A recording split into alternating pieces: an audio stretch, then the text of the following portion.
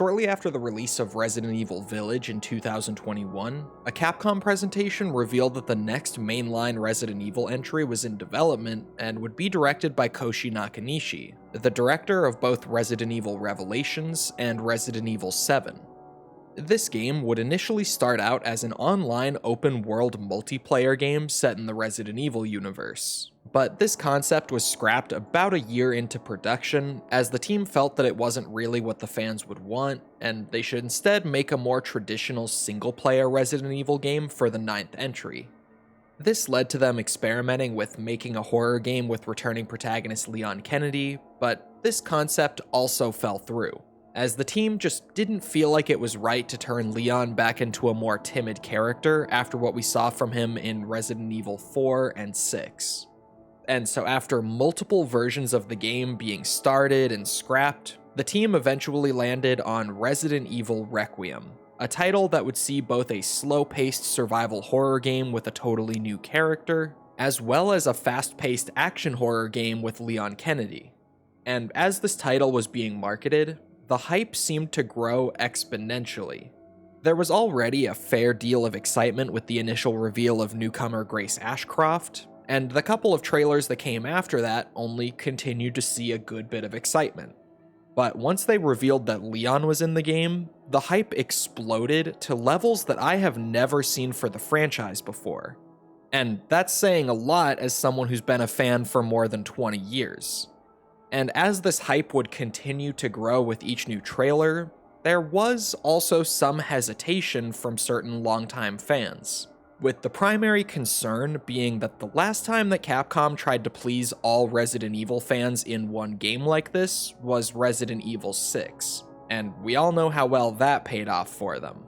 But now we're here, at the release of Resident Evil Requiem, and I've played through the game multiple times to assess the title on a deeper level from the perspective of a lifelong RE fan. So, does Requiem manage to pull it all off and deliver on the unbelievable levels of hype and expectations? Well, let's talk about it. But before getting too far into the video, I should mention that this is a continuation of a series of videos where I played and reviewed every game in the Resident Evil franchise in release order. You don't have to have seen the other videos in the series in order to enjoy this one, but if you're a big Resident Evil fan, then you'd probably enjoy them. So for those of you who are interested in checking out the rest of the series either before or after watching this video, I'll have the full series playlist linked in the description below.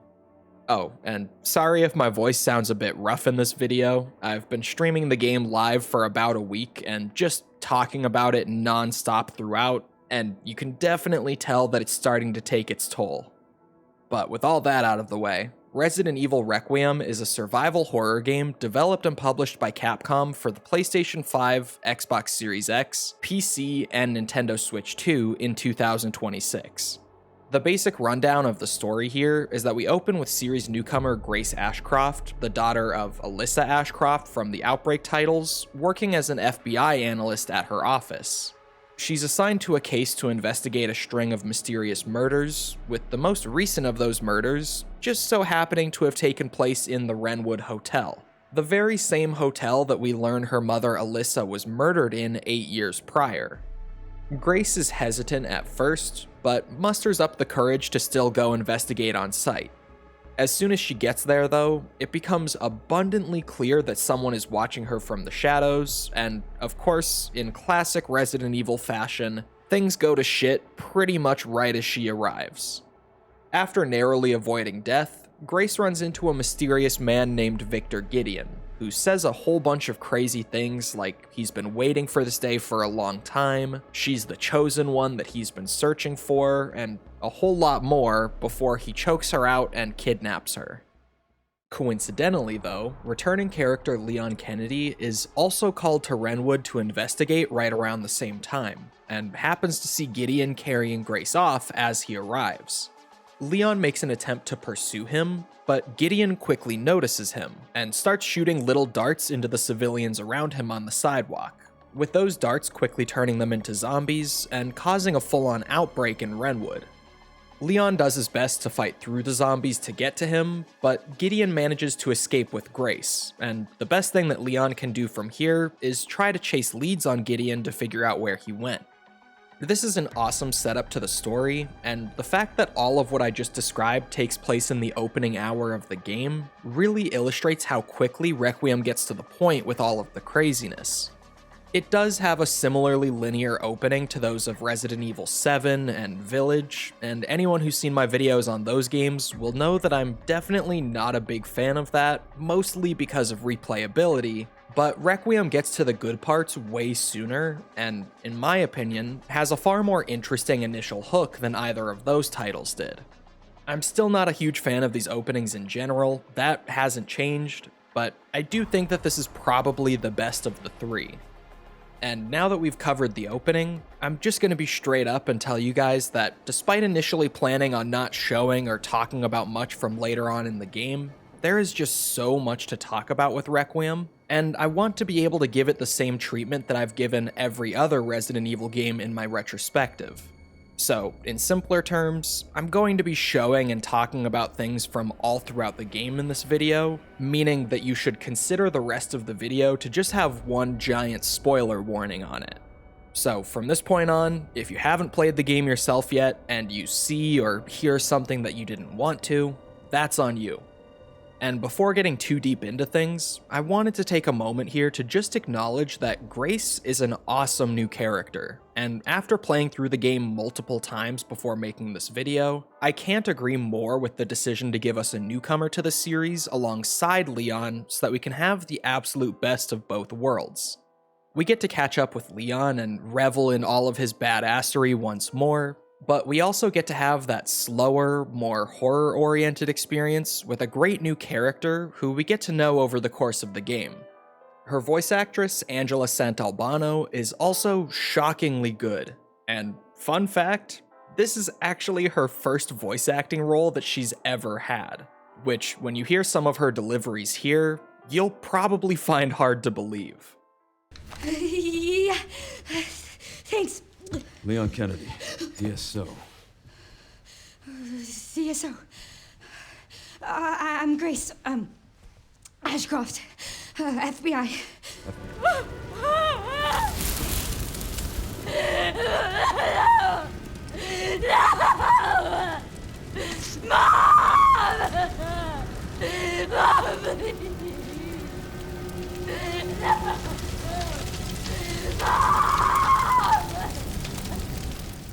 Okay, and one last thing before we get into the gameplay stuff. This game looks absolutely phenomenal. There are still some of those little RE engine quirks, like reflections not being very good on even the highest ray tracing settings on PC, as well as a solid amount of ghosting and whatever it is that's going on with the inventory items in this game, but 99% of the time, Requiem looks absolutely gorgeous. The lighting and use of color in this title are a particular highlight for me, with some areas being super rich and vibrant to fit the theme, and some others being nearly grayscale to fit their respective themes. Also, the hair physics are just absolutely unreal this time around. Like, I seriously don't even understand how they pulled some of this stuff off. Long story short, this is an amazing looking game, and is probably just straight up one of the best looking games that I've ever played. Okay, finally talking about the gameplay, being able to choose between first person and third person perspective was a brilliant decision, especially considering that they even give you the option to set it differently for each character. Capcom themselves recommend that you play Grace in first person and Leon in third person, and as we'll get to in a bit, I definitely agree with this recommendation. But if you personally don't like first person and want to play both characters in third, you can. Or if you're someone who just really loves first person and you want to play both of them in first, you can also do that. It's entirely up to you and your personal preference, which is awesome. Not that Resident Evil fans have ever had strong opinions or debates on the perspective of these games, of course not, but it's great to be able to choose what you like. They've also added a pretty awesome new difficulty selection to the game, with there now being 2 standard difficulties on offer here, called Modern and Classic respectively. Standard Modern is exactly what you'd expect if you've played any other RE Engine games on their standard difficulties. But Standard Classic is the real new option here, as this is the normal difficulty of the game, but with the classic ink ribbon save system being implemented for Grace's half.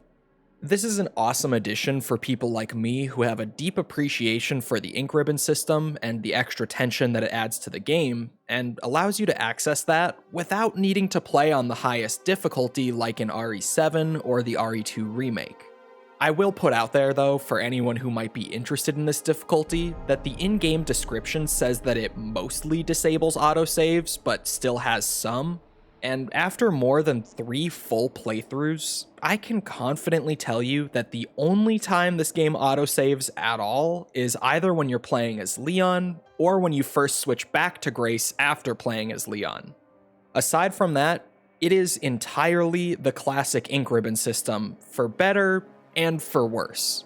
Now, I say for worse despite being a classic RE fanboy, only because Requiem still has some of those really gimmicky moments and set pieces where if you don't guess the right solution in like 15 seconds, you just die.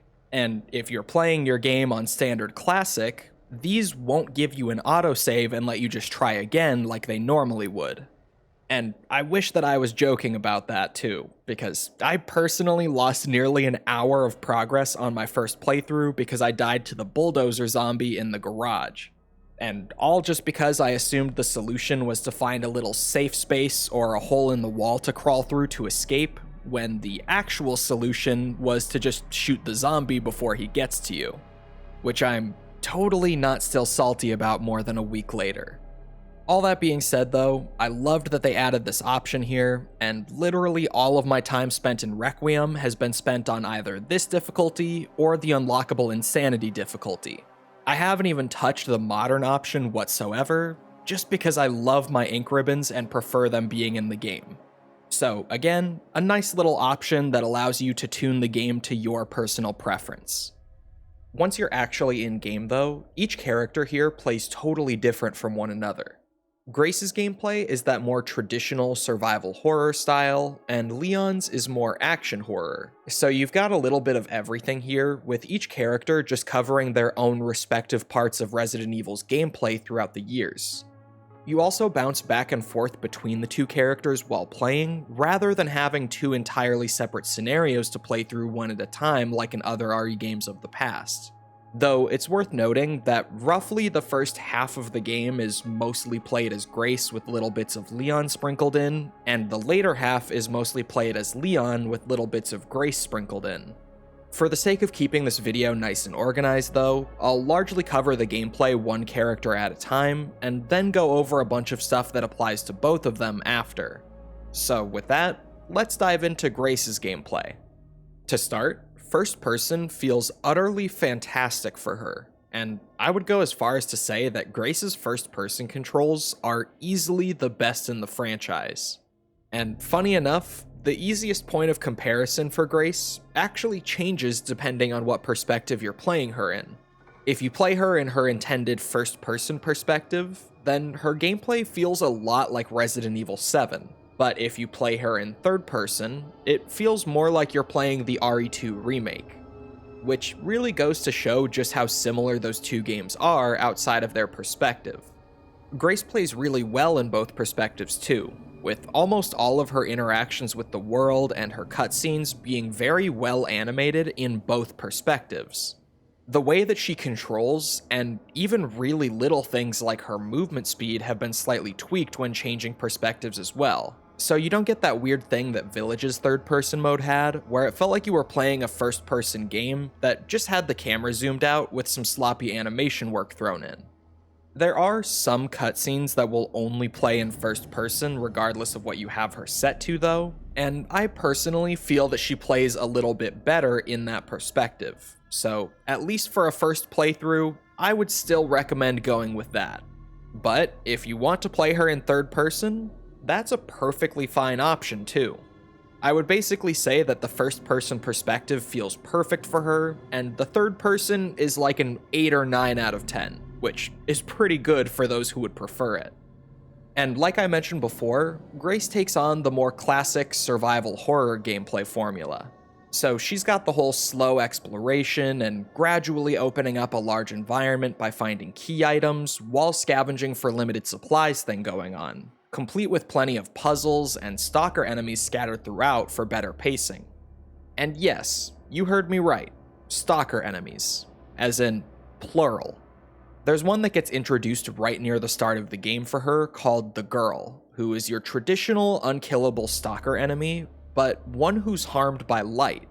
So as you move through the area and turn on the lights, you create safe spaces that she can't enter, which is a really fun and creative way of introducing a stalker enemy that you can progressively lock out of more areas to make progression easier.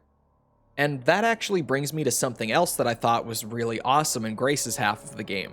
That being how interactive the environments are this time around.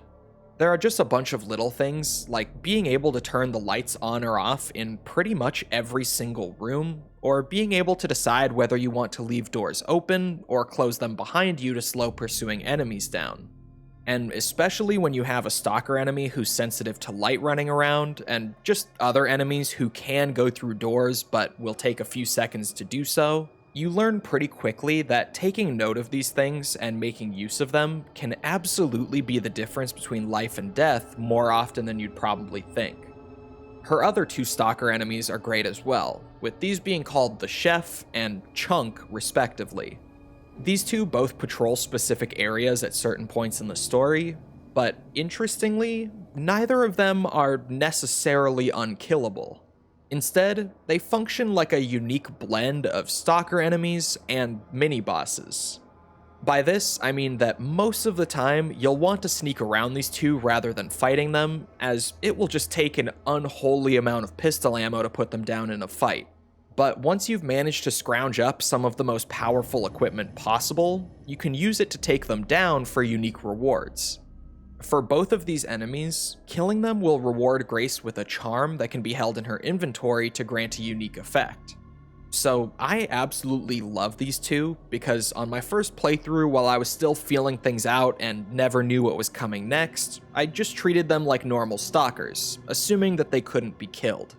But on my second playthrough, I decided to give fighting them a try once I had pulled together the best resources available for Grace, and was very pleasantly surprised by the rewards that I got. It adds a nice trade-off to the game, where taking them down can be a bit expensive and leave you without resources that you would want for later on, but you get a great reward for doing so. And I also love the replayability factor that they add, simply because of the fact that first-time players are very unlikely to try to fight them. And easily one of the coolest parts of playing as her is that the area that her half of the game almost entirely takes place in, the Rhodes Hill Care Center, has had an outbreak of a mutated strain of the T-virus. This mutated strain is largely the same as the old T-virus that we all know and love, but one of the key differences is that the infected retain some of their intelligence after turning. Because of this, the zombie behavior during Grace's portion of the game is incredibly interesting. All of them have their own weird little quirks and behaviors, like the chef going around and chopping up meat, a couple of female zombies that wander around singing, or my personal favorite, this one zombie early on that goes around to all the light switches in the hallway trying to turn them back off, even muttering things like "lights on, too bright" while doing so. And some of them, like that light zombie that I just mentioned, are even seemingly non-violent, with them sometimes just being too preoccupied with what they're doing to even pay attention to you, or even trying to talk to you in rare cases, before suddenly getting aggressive as the infected urges take over. There are some more universal behaviors too, like how most zombies that you come across will start feeding on bodies that they might find throughout the care center. These things allow you to get around a lot of the zombies without needing to fight them, simply by paying attention to their behaviors and taking advantage of them being distracted, which obviously helps a ton with saving ammo. Just be careful of the ones that try to talk to you, because they never stay peaceful for very long. One of the biggest surprises for me personally was that when you shoot zombies in the head as Grace, you get a similar stun effect to the one that you typically get in the action horror RE games, and Grace can actually use melee attacks on them when they're in this state. Well, kind of. She gets the same stun state, but her melee attacks are limited to a light shove to knock them over and create space, with this shove seemingly not even dealing any damage. This can still be incredibly useful for conserving ammo and running by the zombies though, as only 1 or 2 bullets to the head can give you a huge opportunity to run past them and not waste any further bullets on them. And even if you do want to kill them, the stun is still super helpful, because the zombies will just sit there while you get an extra 1 or 2 headshots in. It's especially useful because this game is very stingy when it comes to the resources. Seriously, when I tell you that Requiem makes you work for everything as Grace, I mean that it makes you work for everything. Which I absolutely love, especially because of how the developers use it to mess with you early on. When you get to Grace's first actual gameplay segment after the opening bits, you'll start with nothing but Leon's Requiem Magnum with a single bullet loaded into it. No knife or anything that can theoretically kill enemies even without ammo, just that one bullet. You'll then have to dodge at least 5 different zombies to reach the next bit of firepower that you can get your hands on, which really ramps up the tension more and more as you explore further and start to wonder if you're even going to find any. And eventually, you end up finding a standard handgun on the floor. This gives you that sense of relief when you see it, you go over to it and pick it up all like, oh yeah, now I can actually fight back. And then there's no ammo in it. Yeah, you know how normally when you find a gun in a video game, it comes with at least 1 full magazine already loaded? Yeah, no, this thing is just empty. So after that very brief moment of relief, the tension comes back pretty much immediately. You keep going forward, dodging enemies along the way, and then you finally find your first bit of handgun ammo. Again, the sense of relief comes in, you can finally fight back, and it's 2 bullets. Yeah, it's 2 bullets. In a Resident Evil game. You know, the series where basic zombies take at least 3 or 4 handgun shots to put down, but sometimes can take up to like 8 or 9. Yeah, so you still can't actually fight back. It was false hope yet again. I absolutely adored that they kept toying with my expectations and ways that my 20 plus years of experience with the series have conditioned me to think, and it only made that feeling of progression once you do actually start to get a decent stockpile of supplies pulled together all the sweeter, because you struggled and scraped together every last bit of that all by yourself. As far as the UI stuff goes for her, we of course have an incredibly minimal HUD that only appears when necessary and then fades out so you can be fully immersed, similar to other RE Engine titles. And her inventory menu is basically pulled straight out of the RE2 remake, which was easily the cleanest, smoothest, and most natural feeling inventory ever in a survival horror Resi title, so this is obviously a win. There's also a crafting system here that's very similar to the one seen in RE7, but it's had some pretty major tweaks made to it this time around. The biggest change here is that there's actually a crafting component that's used for literally every single recipe, that being blood. Infected blood, to be exact. This blood can be extracted from defeated enemies using a blood collector that you'll get a couple hours into the game, or simply found in certain spots in the environment. This blood then acts like a sort of currency and can be combined with certain types of scrap or other components to create items like ammo, healing items, or even upgrades to your health or your shooting abilities if you happen to find certain incredibly rare materials to pair it with. You can also find these special samples of infected blood scattered around the care center, which, if brought to a lab and analyzed through a microscope, can unlock new crafting recipes for you. Which is very fitting, considering we're playing as an FBI analyst here. Because, you know, lab work is kind of her thing. And while a lot of this might seem weird at first, this crafting system is good. Like, really good. It's so good, in fact, that once I had a bit more knowledge about the game, I found myself actively routing around the care center and planning my progression through it around collecting the infected blood and other resources during my second playthrough. Meaning I was specifically going out of my way just to spend time crafting things like Requiem ammo or those permanent upgrades so that I could take down the Stalker enemies and get the special rewards from them.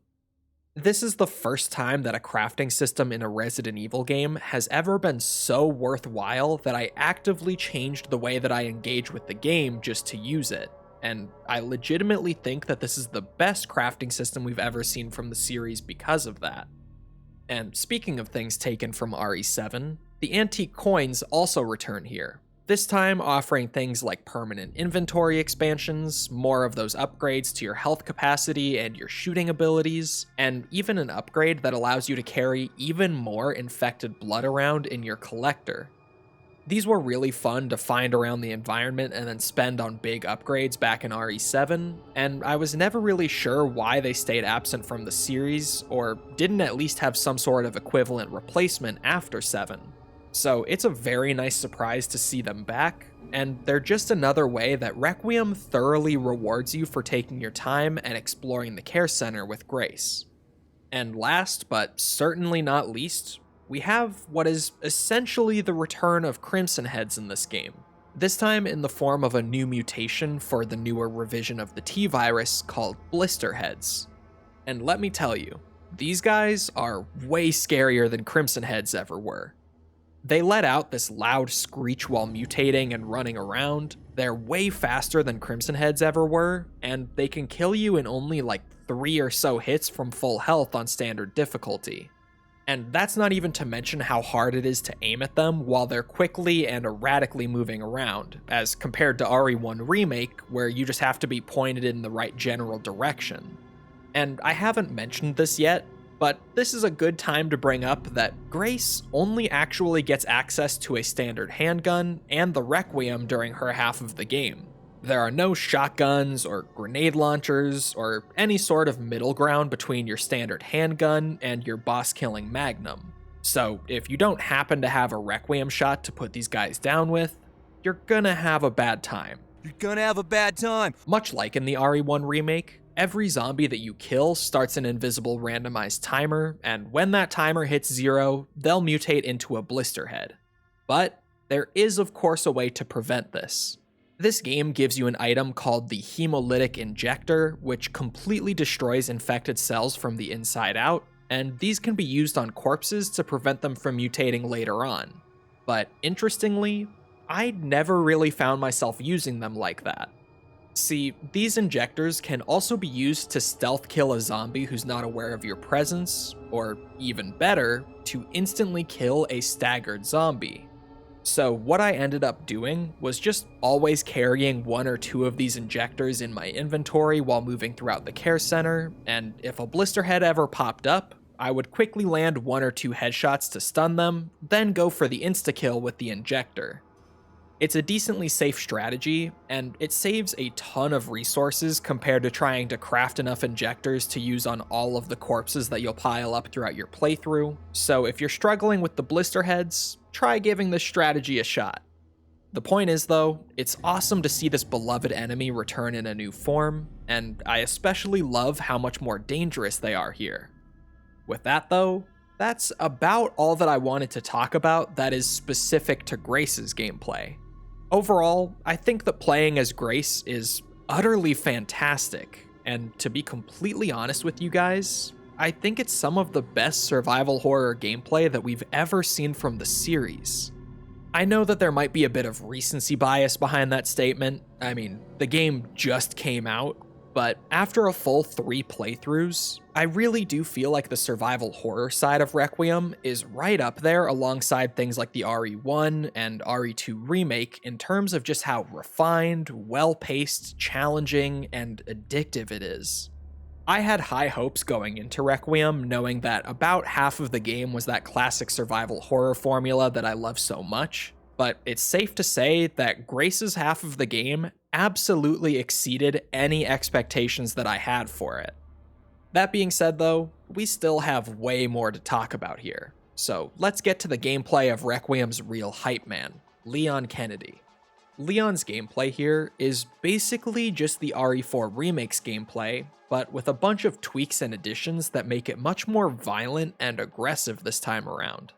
Instead of a combat knife, Leon now has a hatchet that he can use for both offensive and defensive purposes, though much like the RE4 Remake's knife, you'll almost entirely be using it for defense.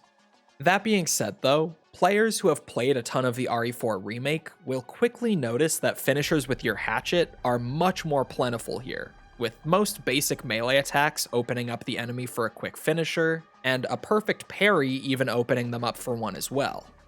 You can also execute finishers with your guns this time around if you get up close to a staggered enemy and use the input to fire at them, which does use a bullet instead of just taking some of the hatchet's durability, but I mean, just look at this, it's cool as hell.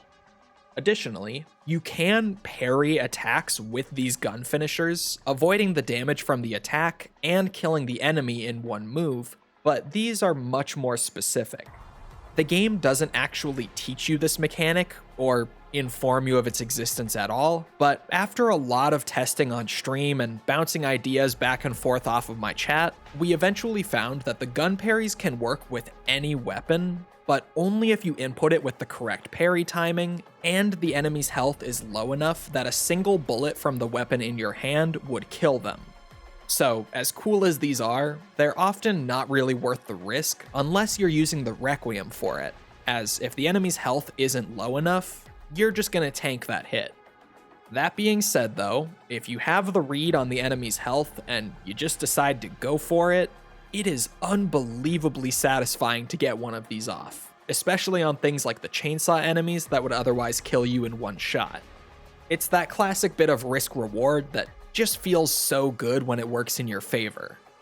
So Leon's defensive play is pretty awesome this time around, but I should mention that I'm a bit mixed on how they handled the durability of the hatchet here. See, in the RE4 Remake, your knife would break very quickly if you used it as a crutch too much, and you'd have to wait until you found the merchant again to be able to repair it. And even then, you'd have to spend a good bit of the currency that could be used on upgrades on repairing your knife. So there was a balance to all of that defensive utility that kept it from becoming too powerful. Here in Requiem though, Leon's hatchet can be repaired at any time for free by simply pressing a button that sharpens it. This animation takes a couple seconds, so you often don't want to do it mid-fight, but as long as you remember to sharpen your hatchet between encounters, it will basically never break, and there's zero trade-off for spamming it. So on one hand, those moments where the hatchet does break on you in the middle of an intense fight and immediately ramps up the tension even more are awesome, but I'm just not sure how I feel about removing the one feature that existed to keep the defensive play from becoming too powerful. But I also get that they want Leon to feel even more action-heavy to contrast with Grace's gameplay, so like I said, I just kind of have mixed feelings on this and can't really say if it's a positive or a negative.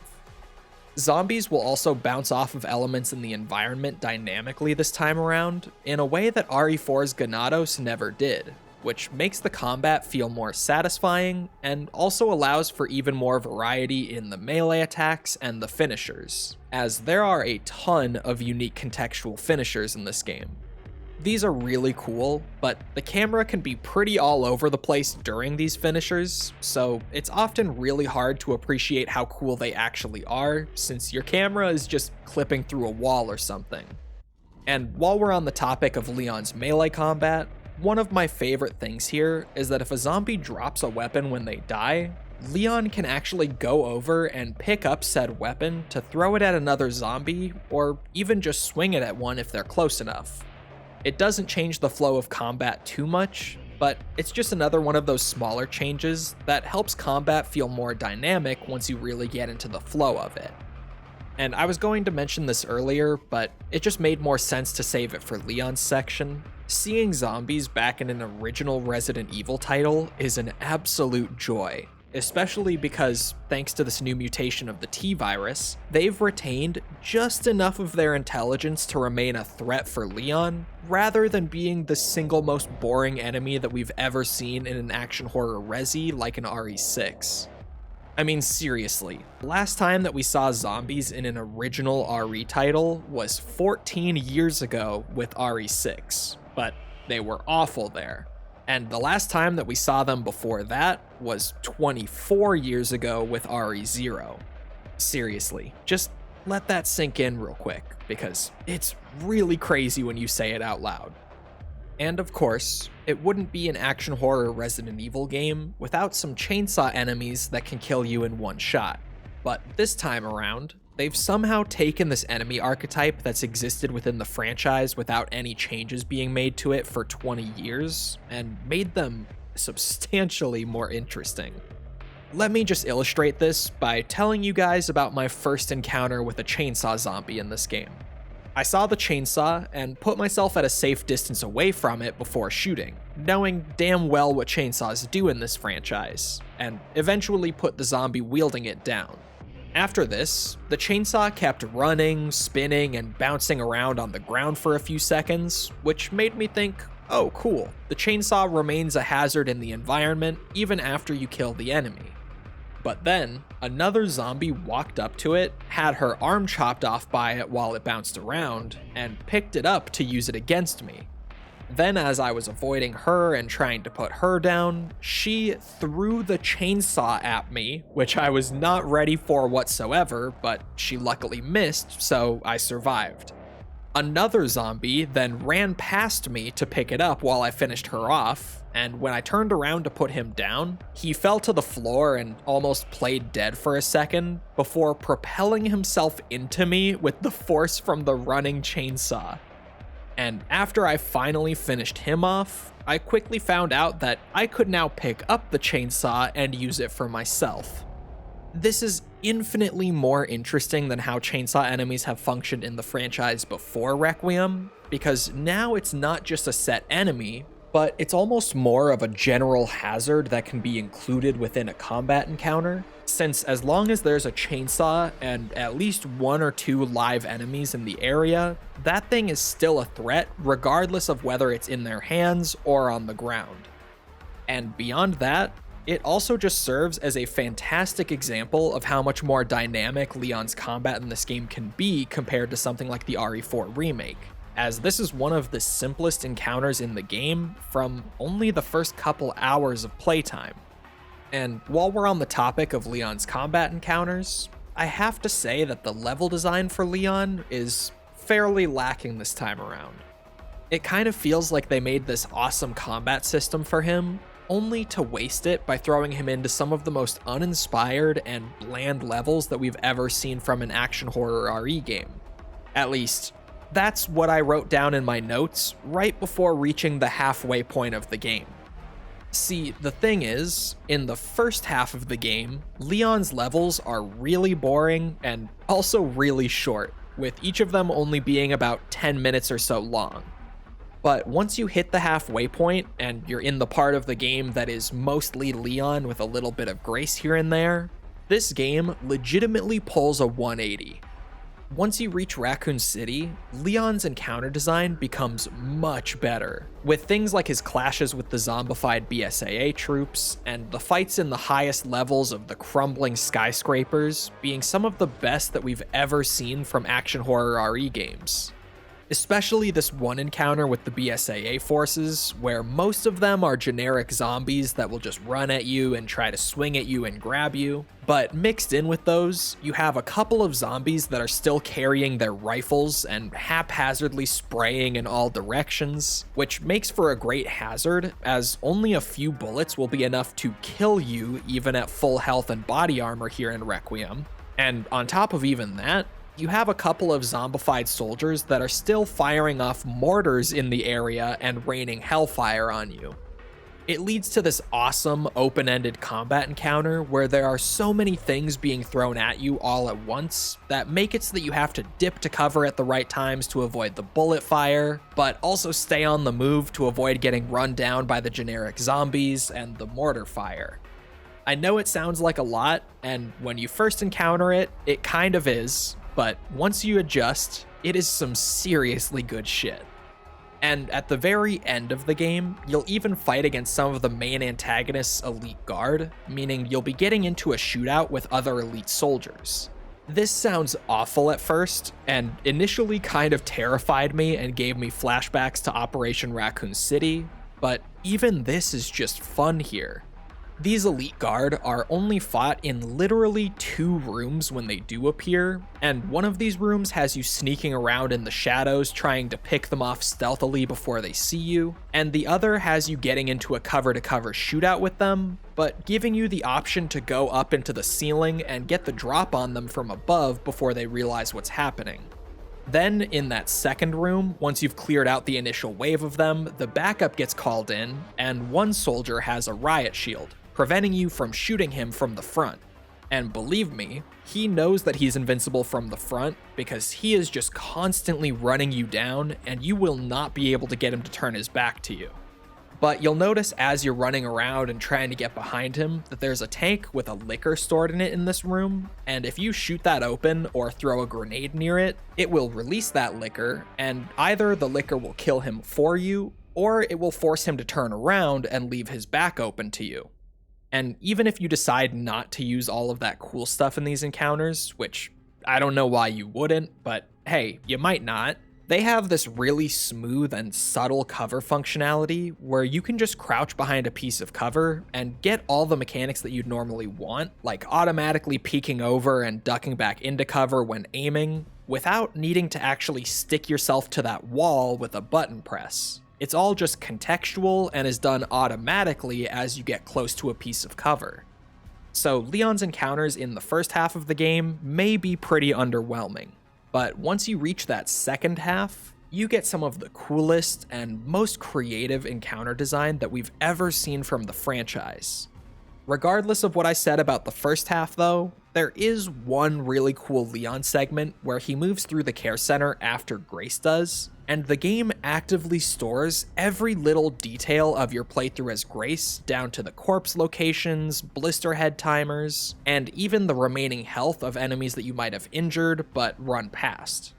This means that anything you missed as Grace can be cleaned up as Leon, and Leon will even get different rewards from her if you leave them for him, leading to this one segment almost feeling like an abridged version of the original RE2's zapping system.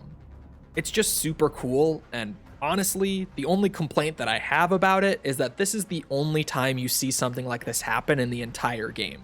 I mean, I don't know about you guys, but I would have loved to see more stuff like that. And speaking of those different upgrades for Leon, I mentioned those charms that Grace can get and hold in her inventory for special effects, and in a similar vein, Leon can acquire weapon charms that will grant a unique buff to a specific gun when attached to it. These can come in the form of increased firepower, increased bullet penetration, or my personal favorite, the one for sniper rifles that massively increases their damage per shot, but only when you remove the scope from the gun. These are a really fun addition, and they're only the very first part of Leon's progression in this game. In the first half of RE Requiem, Leon actually doesn't have any major form of progression aside from being able to find a couple of these weapon charms in specific places. But once you reach that second half, like I said before, everything changes. Once you get here, Leon gains access to a shop where he can purchase new weapons, weapon upgrades, body armor, case upgrades, just everything that you would have seen from the merchants of RE4 and 5. This obviously pulls from the classic progression system that's worked for these games for more than 2 decades now, so it goes without saying that it's pretty solid. That's not to say that it's without issues though. I'll start with a positive, that being that since the shop itself is digital, it's all automatically tracked through a wristband that Leon finds at an abandoned BSAA camp, meaning that you no longer have to go around rounding up the currency the enemies drop when you kill them, as it's all automatically deposited into your account the moment that they die, which is a very nice quality of life change. And what's really cool about the weapon upgrades in Requiem is that rather than just giving flat stat increases, this game actually gives you weapon attachments. For the most part, these do still just behave like stat increases, but they also change the appearance of the weapon as you invest more credits into it, which is just really cool to see. And instead of having laser sight upgrades like in the RE4 remake that provide perfect accuracy to certain weapons, nearly every weapon can now be equipped with an optic, which still provides you with that perfect accuracy, but also allows you to actually pull into a first-person view and use the optic to aim at the enemies. And even if you don't like this zooming in and out thing, like I personally don't, they've included a setting here that just leaves you in third person while still providing perfect accuracy. However, from what I've played of the game so far, which is nearly 50 hours at this point, mind you, I've found that the guns here are lacking the distinct personalities and traits that made playing around with and upgrading different weapons so much fun in games like RE4 and 5. Instead of weapons having distinct strengths and weaknesses, the weapons in this game tend to just be straight upgrades over one another, with slight bits of preference factored into it. Like, for example, the bolt-action sniper does have higher damage per shot than the semi-auto sniper that you get later in the game, much like you'd expect. This is a classic give and take within the action horror RE games, as the semi-auto sniper will have a faster fire rate and probably better magazine capacity to make up for it, but the bolt-action sniper will be more ammo efficient, as well as just be the perfect gun to whip out if you need a one-shot kill. And while this is here in Requiem, it's barely here, as the damage per shot on the bolt action is marginally better than it is on the semi-auto sniper. It's better, but barely better. So because of this, the semi-auto sniper rifle really is just the better move, as there's plenty of rifle ammo in this game, and it will have way better damage per second, even though it doesn't do quite as much damage per shot.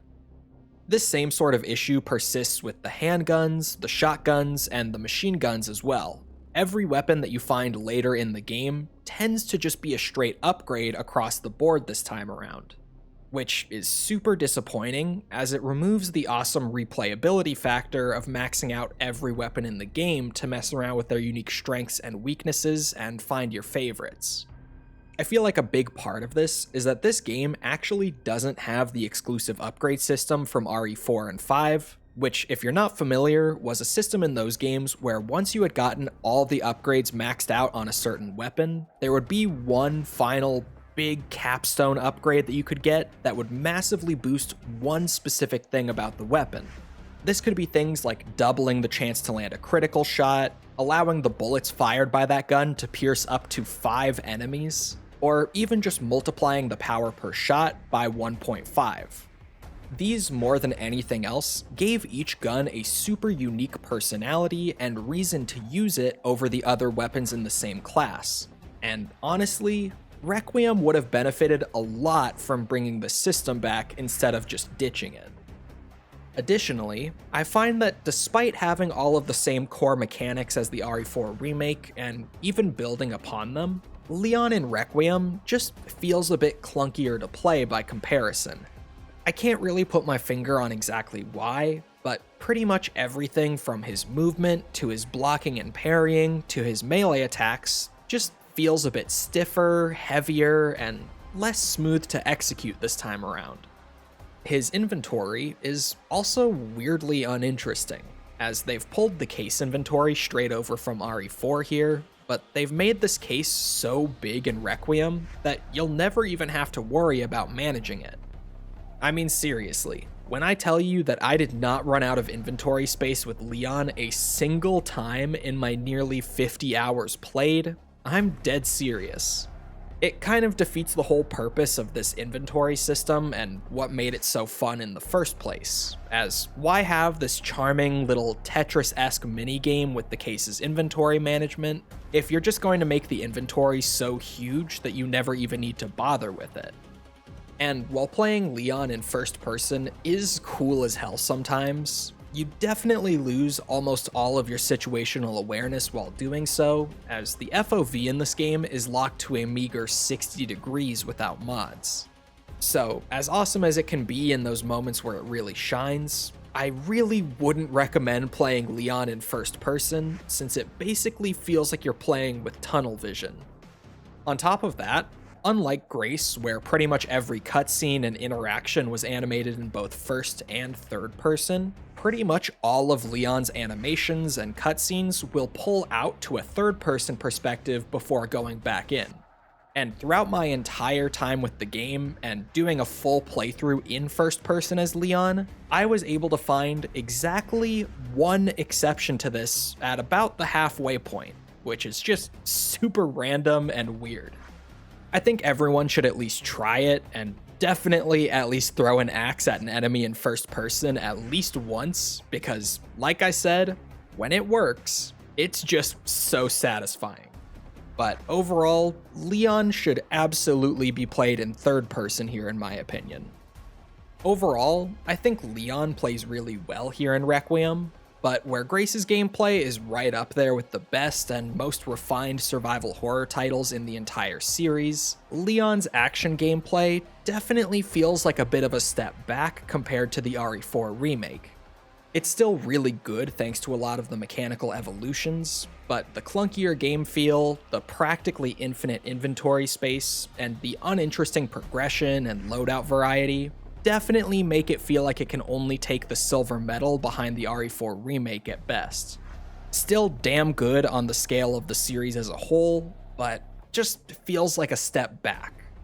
And now that we've talked thoroughly about both characters individually, I have a few things that I want to talk about that just apply to the game in general. The first of these being that the pacing in this game is fucking immaculate. Every single area in this game is incredibly engaging. Like, seriously, I know that some people say that the care center basement gets annoying, or that the East Raccoon City area is a little drawn out, but I had no issues with either of these areas on any of my playthroughs. In fact, every area in this game being so well designed, alongside the bouncing between the two playstyles, just keeps things constantly fresh. And because of that, I would even take that a step further and say that I was just never bored once during any of my playthroughs of Requiem so far. I know that that sounds crazy to say, since every Resident Evil game has that one area that's just not very fun, or that one portion of the game that's just poorly paced, but I legitimately don't think that Requiem has any of that, aside from the fact that the Wrenwood Hotel opening with Grace will definitely get tedious after a few playthroughs. I also think that it's worth mentioning that for the first time in a very long time, and I mean like since the original RE1, Requiem has multiple endings. Now, let it be known that I am not against having multiple endings by any means. I think RE1 did it fantastically. But I think that the way that Requiem goes about achieving these endings is quite literally the laziest and most uninteresting way that they possibly could have done so. There aren't any secret puzzles that you have to solve for a special ending, or some kind of invisible tracker that determines which ending you'll get. Instead, at the very end of the game, there are just two buttons that will appear on screen in a final decision, and which one you choose will determine which of the two endings you get. Again, I have no issue with them going for multiple endings, but at least try to make it somewhat interesting, instead of just giving players the decision between a clearly outlined good or bad ending. I mean, hell, look at RE1. The endings in that game were a culmination of things that you did and decisions that you made that the game never communicated to you would actually make a difference on the story outcome. The differences on the story outcome were pretty minimal, but it was cool that your actions would subtly and silently change the way things played out. And it's way better than just choosing good or bad at the very end. That's not even mentioning the fact that the game's bad ending sees the game just abruptly ending with a shock value Leon death, completely skipping over the final boss, completely skipping over the explanation of what Elpis actually is, and completely skipping over any of the aftermath of this game that will almost definitely be the foundation of whatever mainline title comes next. So by choosing the bad ending in Requiem, you are literally robbing yourself of pretty much the entire actual ending purely for the sake of seeing a what-if Leon death. And beyond even that, the game doesn't even force you to stick by your decision, as after you finish the game, it just pops up with a prompt that allows you to go back to the decision point and see the other ending, which is nice, but at that point, why do we even have this? I get that fans like having multiple endings, but the optional bad ending here serves quite literally zero purpose, and it really just feels like it was included purely for the sake of saying that Requiem has multiple endings. Another weird thing is that, at least at the time of this game's initial release, the in-game timer is way off. I first noticed this when I completed my first playthrough, as the in-game timer said that I completed it in just under 10 hours, but I play on PC, and Steam thankfully tracks your real-world playtime, so I can tell you that I actually spent about 14.5 hours on that first playthrough. There's been a lot of discussion about whether this game is long enough or not, and I personally feel like about 14 to 15 hours for a first playthrough is a near perfect length considering what this game is. Like, yeah, it left me still wanting to play it more after I finished the game, but I'd way rather have that feeling and simply replay the game on a higher difficulty or something, as opposed to having the game drag on and leave me begging for mercy by the time it finally ends. Like a certain Resident Evil game. So just know that if you're playing on a system that doesn't track the playtime for you, your playthroughs are likely taking hours longer than the in-game timer is actually telling you. Overall though, I really enjoyed Resident Evil Requiem. In fact, I loved it. It delivers a survival horror experience that is easily on par with the best that we've seen from the series, and an action horror experience that, while feeling like a step down from its direct predecessor, is still easily a top 3 action horror gameplay experience from the franchise so far, in spite of its numerous issues. And the best part is that because this game offers such strong takes on both of the franchise's most prominent and beloved formulas, it really does offer something for every Resident Evil fan. Not in the superficial, half-baked way that Resident Evil 6 did more than a decade ago, but in a real, deep way that took a ton of effort from the development team, as they legitimately did make 2 Resident Evil games and just combine them into one content-packed experience. In this way, Requiem is weirdly similar to Resident Evil 6, but in the sense that it takes the intended vision of that game and actually executes on it well, and basically puts that offers something for everyone tagline from RE6's marketing campaign to shame in doing so. And while the story certainly has its bumps along the way, mainly with its numerous blatant red herrings that serve no purpose other than to confuse first-time players before the ending where everything is all revealed and explained to you, I really do appreciate how it pulls together everything from the mainline titles to tell this story. And I mean everything. Whether you're a fan of the original trilogy, the action horror trilogy, the Ethan Winters duology, every single mainline title from the past has some sort of relevance to the plot of Requiem. And in that sense, along with the fact that it has both of the series' iconic gameplay styles mixed in here, it really does feel like a culmination of everything this franchise has been building for the last 30 years. So from both a story and a gameplay standpoint, if you're a Resident Evil fan, I can easily recommend that you check this one out if you haven't already. And at the end of the day, I'm going to give Resident Evil Requiem a 9.1 out of 10. That's going to wrap up this video, but do be sure to check out my other Resident Evil videos if you haven't already, or if you're looking to branch out a bit, maybe check out the series I've been working on lately, where we've been playing and reviewing every single game in the Yakuza franchise. Thank you for watching, and a very special thank you to our channel members and patrons who make videos like this one possible.